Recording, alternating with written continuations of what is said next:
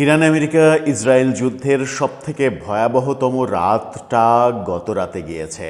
আগের শনিবারে ইরানের সর্বোচ্চ নেতা আয়াতুল্লাহ আলী খামেনির মৃত্যুর দিয়েই শুরু করেছিল আমেরিকা ইসরায়েল যৌথ হামলা। পরের শনিবারে এসে আমেরিকা ঘোষণা দিয়েছিল আগেই যে এই রাতেই হবে সবথেকে ভয়াবহতম আক্রমণ, এবং সেটাই করেছে বলে গণমাধ্যমে দেখা যাচ্ছে। অন্তত 200টিরও বেশি জাহাজ, ফাইটার প্লেন ব্যবহার করা হয়েছে এই হামলায়, এবং প্রায় 250-র কাছাকাছি ক্ষেপণাস্ত্র হামলা করা হয়েছে। সব মিলিয়ে তেহরানে একেবারে ধ্বংসস্তূপে পরিণত করেছে আমেরিকা, এরকম খবর গণমাধ্যম দিচ্ছে। এদিকে হরমুজ প্রণালী নিয়ে নতুন খবর রয়েছে। বিশ্ববাজারে তেলের যে সংকটের আশঙ্কা, বাংলাদেশেও যেটা দেখা যাচ্ছে, সেই সব ব্যাপার নিয়েও ইরানের অবস্থান রয়েছে। আমেরিকার অর্থমন্ত্রী এটা নিয়ে কথা বলেছেন। সবশেষে ইরানও বেশ চমকপ্রদ একটা ঘোষণা দিয়েছে, যে ঘোষণা বিশ্ববাসীর কাছে একটা আশার খবর হতে পারে। চলুন একটু জেনে দেখি ইরান ইসরায়েল আমেরিকা যুদ্ধের সর্বশেষ অবস্থা কি।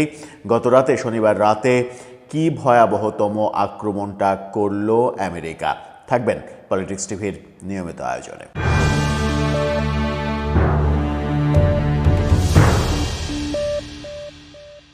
দর্শক, বলছিলাম যে ইরান ইসরায়েল আমেরিকা যুদ্ধের সবথেকে ভয়াবহতম রাতটা গত রাত গিয়েছে বলে বলা হচ্ছে।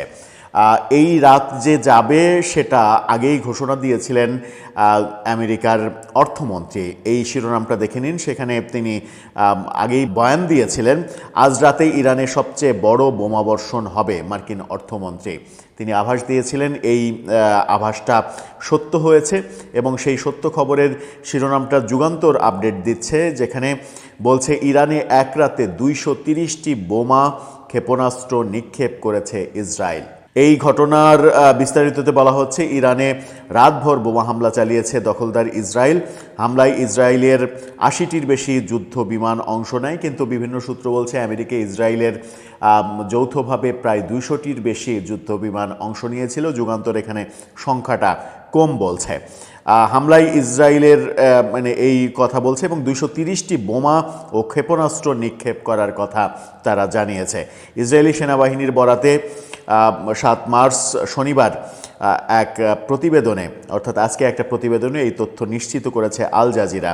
প্রতিবেদনে বলা হয়, রাতভর ইরানের বিভিন্ন এলাকায়, বিশেষ করে রাজধানী তেহরানে একাধিক বিকট বিস্ফোরণের খবর পাওয়া যায় একের পর এক। ইসরায়েলি সেনাবাহিনীর দাবি এসব হামলার লক্ষ্য ছিল কয়েকটি সামরিক স্থাপনা। এর মধ্যে রয়েছে ইরানের ইসলামিক রেভলিউশনারি গার্ড কর্পসের একটি সামরিক বিশ্ববিদ্যালয়, ক্ষেপণাস্ত্র উৎক্ষেপণ অবকাঠামো সংরক্ষণের একটি গুদাম, এবং ব্যালিস্টিক ক্ষেপণাস্ত্র সংরক্ষণ ও তৈরির একটি ভূগর্ভস্থ স্থাপনা। তবে এসব স্থাপনা ঠিক কোথায় অবস্থিত সেই ব্যাপারে বিস্তারিত এই প্রতিবেদনে বলা হয়নি। শুধু দাবি করা হয়েছে যে ব্যাপক ধ্বংসযজ্ঞ চালানো হয়েছে, যার আভাস আমেরিকার অর্থমন্ত্রী আগেই দিয়েছিলেন। আমরা গত রাতেই এই খবর জেনেছিলাম যে আমেরিকার অর্থমন্ত্রী বলেছেন ইরানে আজকের রাতেই, শনিবার রাতেই ভয়াবহতম আক্রমণ হবে।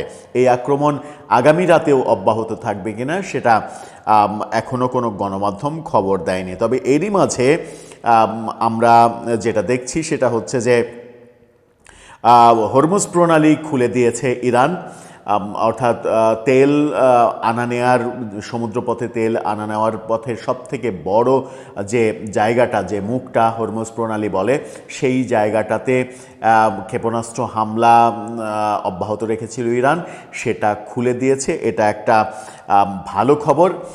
এই ভালো খবরের প্রভাব সারা বিশ্বে পড়বে। অন্যদিকে ডোনাল্ড ট্রাম্প তিনি বলেছেন ইরানকে উদ্দেশ্য করে যে ইরানকে নিঃশর্ত ক্ষমা চাইতে হবে, অথবা কোনো রকমের আলোচনা হবে না। আইদার ক্ষমা অথবা মৃত্যু, তাছাড়া কোনো বিকল্প নেই। এই খবরের মধ্যে একটা ভালো খবর, যেটা বলছিলাম যে মধ্যপ্রাচ্যের জন্য এটা একটা ভালো খবর এবং বিশ্ববাসীর জন্য এটা একটা ভালো খবর হতে পারে। বিডি নিউজ 24 এই খবরটা কিছুক্ষণ আগে আপডেট দিচ্ছে। সেখানে তারা বলছে প্রতিবেশী দেশগুলোতে আর হামলা হবে না। ইরান ঘোষণা দিয়েছে মধ্যপ্রাচ্যে প্রতিবেশী দেশগুলোতে যে একের পর এক হামলা চালিয়েছিল তারা, সৌদি আরব, কুয়েত, বাহরাইন, সংযুক্ত আরব আমিরাত সহ বিভিন্ন জায়গায় যে হামলা করছিল এবং দুবাইতে সম্ভবত সব থেকে বেশি হামলা চালিয়েছে।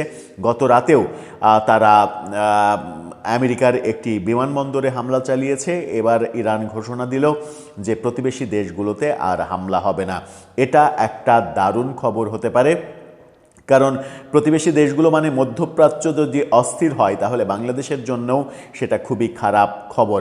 এরই মাঝে বাংলাদেশ থেকে 250-র বেশি ফ্লাইট বাতিল করা হয়েছে গত কয়েকদিনে মধ্যপ্রাচ্যের বিভিন্ন দেশে। এটা বাংলাদেশের জন্য অনেক ক্ষতির একটা কারণ, আর তার চেয়ে সবথেকে বড় ক্ষতির কারণ হচ্ছে প্রবাসী বাংলাদেশি শ্রমিকরা পৃথিবীতে সবথেকে বেশি অবস্থান করছে মধ্যপ্রাচ্যে, এবং মধ্যপ্রাচ্যের দেশগুলো সৌদি আরব, কুয়েত, আরব আমিরাত, বাহরাইন সহ বিভিন্ন দেশে যে পরিমাণ শ্রমিক কাজ করে পৃথিবীর অন্য কোনো দেশ মিলিয়ে এই কয়েকটা দেশের আশেপাশেও সেই সংখ্যা হবে না। সুতরাং শ্রমবাজারের ক্ষেত্রে একটা বড় ইফেক্ট ফেলবে যদি মধ্যপ্রাচ্য আক্রমণ করতেই থাকতো ইরান। এখন ঘোষণা দিল সেটা তারা করবে না, কিন্তু এই ভয়াবহ আক্রমণ গত রাতে যেটা হলো ইসরায়েল এবং আমেরিকা করলো, তার পরিপ্রেক্ষিতে ইরানের মন আবার ঘুরে যায় কিনা সেটাই এখন দেখার বিষয়। দর্শক, আপনার কাছে কি মনে হয়? হরমুজ প্রণালী খুলে দেয়া, মধ্যপ্রাচ্যে আর হামলা করবে না ইরান, এই কথাগুলো বলা, এটা কি একটা ইঙ্গিত দেয় যে ইরান ইসরায়েল আমেরিকা যুদ্ধের অবসান ঘটতে চলেছে? আপনার মতামত জানিয়ে লিখতে পারেন আমাদের কমেন্ট বক্সে।